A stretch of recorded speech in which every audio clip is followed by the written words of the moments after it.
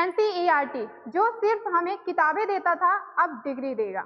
NCERT deemed university क्या बदलने वाला है पूरा एजुकेशन सिस्टम? आइए समझते हैं इसे आसान भाषा में। बीएस क्लासेस अमलाई के ऑफिशियल ऑनलाइन प्लेटफॉर्म में आप सभी का स्वागत है।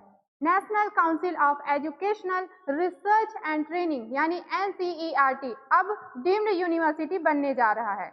तो सारी चीजें क्या है यहाँ पर हम डिटेल में चर्चा करेंगे। ये हमारे करंट अफेयर का टॉपिक है। आने वाले एग्जाम में यहाँ से क्वेश्चन पूछे जा सकते हैं, क्योंकि एनसीईआरटी जब भी चर्चे में आया हुआ है तो वहां से क्वेश्चन पूछे जाते हैं। ठीक है, चलिए आगे बढ़ते हैं। तो यहाँ पे देखिए, सरकार ने 2023 में एनसीईआरटी को डीम्ड यूनिवर्सिटी बनाने का प्लान अनाउंस किया था और 30 मार्च 2026 को शिक्षा मंत्रालय ने इस प्लान को मंजूरी भी दे दी है और इसे डीम्ड टू बी यूनिवर्सिटी बनाने का अंतिम फैसला यूनिवर्सिटी ग्रांट्स कमीशन यानी यूजीसी का होगा।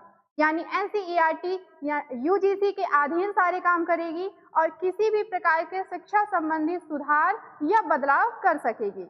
ये सारी चीजें किसके बारे में हम बात करते हैं? एनसीईआरटी जो कि यूजीसी के अंदर काम करने वाली है। ठीक है, अब देखिए यहाँ पर क्या है सारी चीजें कि एनसीईआरटी की जो क्या भूमिका रही है अब तक, उसे भी हम यहाँ पर थोड़ा सा समझ लेते हैं। तो देखिए, इससे पहले एनसीईआरटी क्या काम कर रही थी? तो वो किताबें जो है लॉन्च कर रही थी, किताबें बना रही थी। ठीक है, चाहे वो सीबीएसई बोर्ड हो या कोई भी दूसरे स्टेट लेवल के बोर्ड हो, उनके लिए वो क्या कर रही थी? किताबें बना रही थी। उसके अलावा सिलेबस या करिकुलम तैयार करके दे रहा था, यानी एक फ्रेमवर्क, एक ढांचा तैयार करके दे रहा था, कैसी शिक्षा प्रणाली होनी चाहिए उस स्कूल की, उस कक्षा की। ठीक है, तो स्कूल और कक्षा के आधार पर उनके सिलेबस, करिकुलम या फ्रेमवर्क तैयार करके दे रही थी अब तक। ठीक है, सलाहकार के रूप में किस प्रकार? तो ये सरकार को शिक्षा के मामले में सलाहकार के रूप में भी उनको मदद कर रही थी। क्लियर है? तो ये अभी तक का जो एनसीईआरटी का काम था, उसका जो मेन उद्देश्य था वो थे।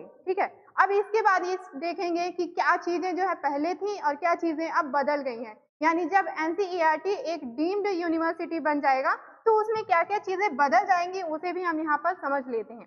देखिएगा, जैसे कुछ पॉइंट्स हैं उनके माध्यम से हम यहाँ पर देखने वाले हैं। जैसे कि सिर्फ सलाह और किताबें खुद की डिग्री नहीं होती थी। यानी एनसीईआरटी पहले क्या करता था?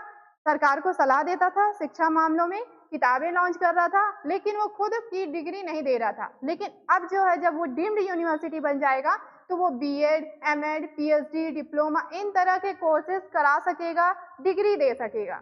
वहीं आगे बढ़े तो ये स्कूल के लिए सिलेबस और किताबों का निर्माण करता था और अब क्या करेगा? किताबों के साथ साथ एडवांस एजुकेशनल रिसर्च हब बनेगा। ठीक है, जब ये डीम्ड यूनिवर्सिटी बन जाएगा तो डिग्री देने लगेगा और जितने भी एजुकेशन से संबंधित एजुकेशनल रिसर्च हैं उन पर भी ये वर्क करेगा। ठीक है, आगे बढ़ते हैं। अब इससे पहले जो हमारा एनसीईआरटी था वो राष्ट्रीय स्तर पर काम करता था, मतलब केवल ये राष्ट्रीय स्तर पर ही सीमित था। लेकिन डीम्ड यूनिवर्सिटी बन जाने के बाद वो विदेशी यूनिवर्सिटीज यानी फॉरेन यूनिवर्सिटीज के साथ कोलैबोरेशन कर सकेगा और उसके बाद ग्लोबल स्टैंडर्ड्स किसके मामले में? शिक्षा के मामले में जो है और भी उसका स्टैंडर्ड ग्रो करेगा, उस पर रिसर्च करेगा, काम करेगा। यानी ये जो है विदेशी जो यूनिवर्सिटीज है उनके साथ भी कोलैबोरेशन कर सकेगा। ठीक है, राज्यों पर निर्भर और सीमित ट्रेनिंग। पहले जब एनसीईआरटी जब एक संस्था थी मात्र, तब वो क्या कर रही थी? केवल राज्यों पर निर्भर था और सीमित ट्रेनिंग होते थे जो भी राज्य स्तर पे हुआ करते थे। लेकिन अब जब ये एक डीम्ड यूनिवर्सिटी बन जाएगी तब ये क्या करेगा? जो भारत के पूरे टीचर्स हैं उनको डायरेक्ट उनके लिए ट्रेनिंग ऑर्गेनाइज कराएगा। इतनी सारी चीजें इंपॉर्टेंट काम होने वाले हैं आगे चल के एनसीईआरटी के डीम्ड यूनिवर्सिटी बन जाने के बाद। ठीक है, एनसीईआरटी के डीम्ड यूनिवर्सिटी बनने के बहुत सारे फायदे भी हैं। वो फायदे कौन कौन से हैं उन्हें भी हम यहाँ पर समझते हैं। ठीक है, तो देखिए क्या फायदे हो सकते हैं? खुद की डिग्री कोर्सेज। अब यूनिवर्सिटी जो है एनसीईआरटी खुद की डिग्री देगा जिसमें बीएड, डीएड, एमएड, पीएचडी ये सारे शामिल होंगे जो शिक्षकों को ट्रेनिंग दी जाती है। क्यों? क्योंकि ये शिक्षा पर आधारित एक संस्था रही है। ठीक है, इसके अलावा रिसर्च हब, हमने पहले ही बात कर लिया कि ये एजुकेशन रिसर्च पर नए काम करेगा, टीचिंग मेथड्स को जो है इंक्लूड करेगा और भी बेहतरीन बनाएगा और लर्निंग टेक्निक्स जो है क्रिएट करेगा। ठीक है, यानी और भी नई नई चीजें और बेहतर चीजें जो भी शिक्षा को हम आगे बढ़ाने में जरूरत पड़ेगी उपयोग में लाई जा सकते हैं, उन सभी को वो इंक्लूड करेगा, रिसर्च करेगा। ग्लोबल स्टैंडर्ड के बारे में अगर बात करें, जब ये डीम्ड यूनिवर्सिटी बन जाएगा तो ये इंटरनेशनल लेवल पर काम करेगा, ठीक है। मैंने बताया जैसे पहले वाली स्लाइड में कि इंटरनेशनल लेवल पे जो भी यूनिवर्सिटी होंगी उनके साथ ये कोलैबोरेशन कर सकता है, ठीक है। इसके अलावा टीचर की ट्रेनिंग की बात करें तो देखिए, नॉर्मल जो भी आपकी डीएड बीएड की यूनिवर्सिटीज होती हैं दूसरी, वो टीचर्स को तो ट्रेनिंग देती ही थी, ठीक है। लेकिन जब एनसीईआरटी जो कि शिक्षा का एक बड़ा संस्थान है, जब वो खुद टीचरों को ट्रेनिंग देगा, उनकी डीएड बीएड और फिर जो पीएचडी वगैरह कराएगा, तो इससे ये निकल के आएगा कि शिक्षक और भी ज़्यादा बेहतर तरीके से पढ़ाएंगे, बहुत अच्छे आसान तरीके से समझाएंगे। जो भी चीज़ें होंगी आपको क्लासेस में ही याद करा दी जाएंगी, अगर वहाँ के टीचर वहाँ से निकल करके आपके पास आते हैं तो, ठीक है।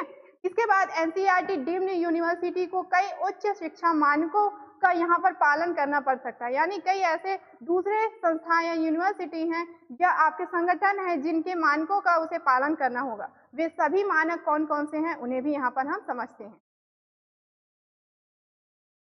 जैसे यूजीसी, स्टार्टिंग में ही मैंने बताया था कि यूजीसी को जो भी सिस्टम होंगे, रूल रेगुलेशन होंगे, उसे एनसीईआरटी को पालन करना होगा। यूनिवर्सिटी ग्रांट कमीशन के सभी दिशा निर्देशों का पालन उसे करना होगा। इसके अलावा एनएएसी और एनबीए यानी national assessment and accreditation council यानी एनएएसी और नेशनल बोर्ड ऑफ एक्रीडिटेशन यानी एनबीए से मान्यता लेनी होगी।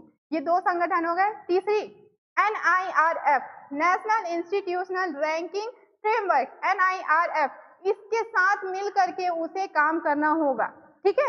इसके अलावा चौथी एक संगठन एनईपी, जो कि आपकी न्यू एजुकेशन पॉलिसी 2020 में आई थी, इसके जो भी रूल रेगुलेशन या विजन है उसको साथ लेकर के चलना होगा एनसीईआरटी जब डीम्ड यूनिवर्सिटी हो जाएगी। तो इतनी सारी चीजें हो गई यहाँ तक, ठीक है। अब न्यू एजुकेशनल पॉलिसी के इस नए फैसले और बड़े बदलाव के बाद एनसीईआरटी में पढ़ने वाले छात्रों को कुछ क्रेडिट्स भी मिलेंगे, ठीक है। देखिए कितनी अच्छी बात यहाँ पे कही जा रही है कि जो भी इस एनसीईआरटी डीम्ड यूनिवर्सिटी से पढ़ के निकलेगा या पढ़ रहा होगा तो उसे कुछ क्रेडिट्स भी मिलेंगे, और उन क्रेडिट्स का वह स्टूडेंट कैसे इस्तेमाल कर सकेगा उसे भी यहाँ पर समझ लेते हैं,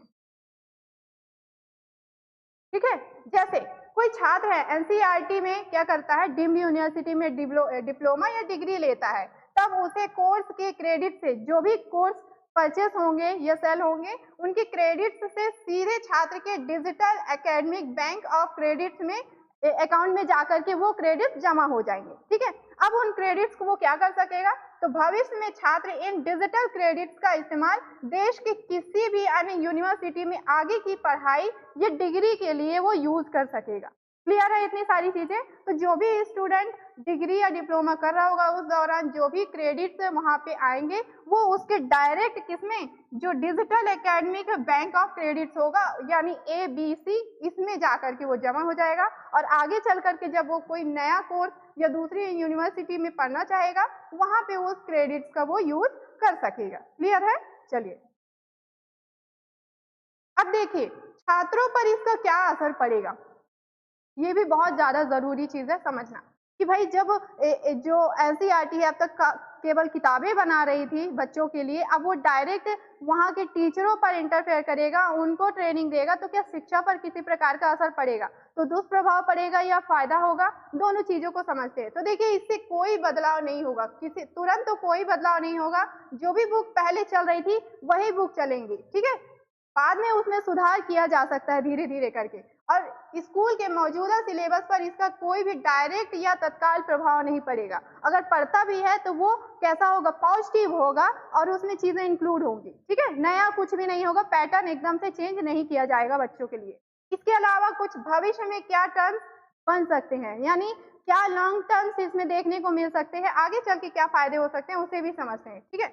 तो रिसर्च बेस्ड एजुकेशन के कारण किताबों की क्वालिटी और बेहतर हो जाएगी, बिल्कुल सही है। वहाँ से जो टीचर्स निकलेंगे, वहाँ के जो रिसर्चर्स होंगे वो कैसे होंगे, एनसीईआरटी से रिसर्च करके ट्रेनिंग लेकर के निकलेंगे, तो किताबों की क्वालिटी या उनके जो भी कंटेंट होंगे और भी ज़्यादा बेहतर होंगे।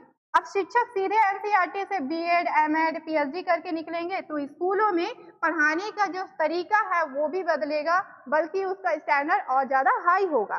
ठीक है, इसके अलावा शिक्षा जो है रटने के बजाय समझने पर फोकस किया जाएगा, उस पर आधारित होगा।